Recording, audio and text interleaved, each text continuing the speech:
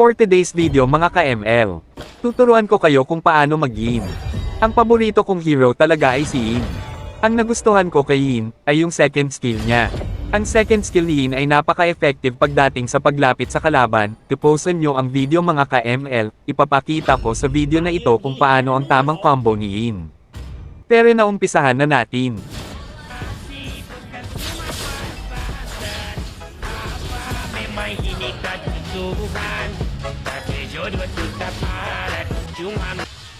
Ganito mag-crossover kay Yin sabay dakdak, hahaha.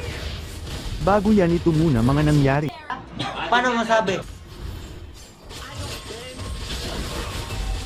Ang build ko kay Yin ay inuuna ko ang Blade of Heptasis, sinusunod ang Sea Halberd, at Malefic Roar at BOD or Blade of Despair, ang panghuling item bahala na kayo kung damage or defense item. Basta lagi nyong tatandaan na pagtapos nyong mabuild ang Blade of Heptasis, ay pwede na kayong pumalag sa kalaban. Ang tamang combo ay second skill and first skill sabay SS. Nakadepende pa rin ang combo sa sitwasyon, pero yan ang lagi kong ginagamit na combo kinin. Pag nag-SS na si Yin ang combo naman nun is second skill sabay first skill.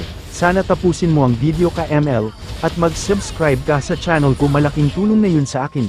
Mga marksman tulad ni Leslie, need mo kagad mag-SS, gaya nito, SS, and second skill, sabay first skill. Music please.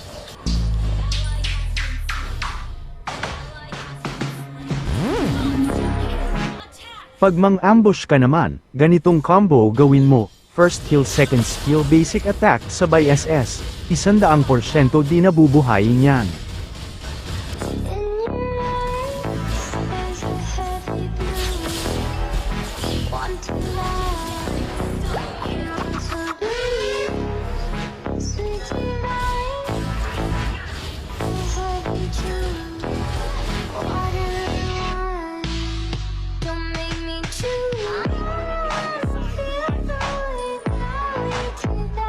Ganito mag-crossover kay Yin.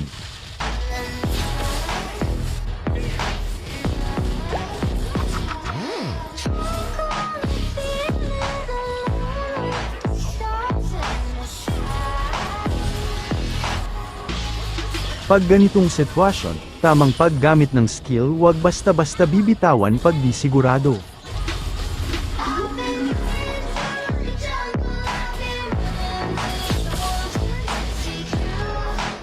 Pag ganitong sitwasyon, huwag kang matataranta, mag-focus ka kung paano ka makapag-SS.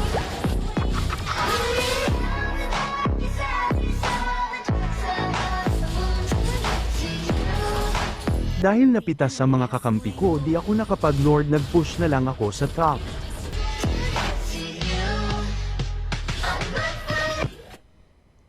Tamang-taman pagdaan ko sa mid, nakita ko si Leslie, panuurin sumunod nangyari.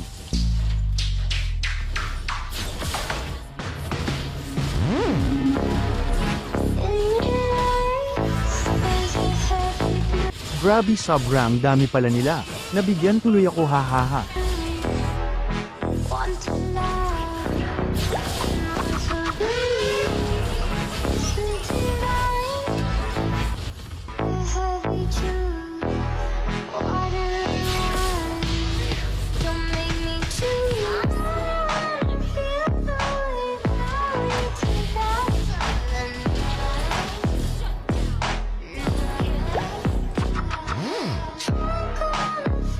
Ganitong combo sinasabi ko sa inyo, first skill second skill sabay SS, pag nasa SS na, second skill sabay first skill, sana all may SS, ako kasi walang pag-ibig. Ang galing! Ang galing!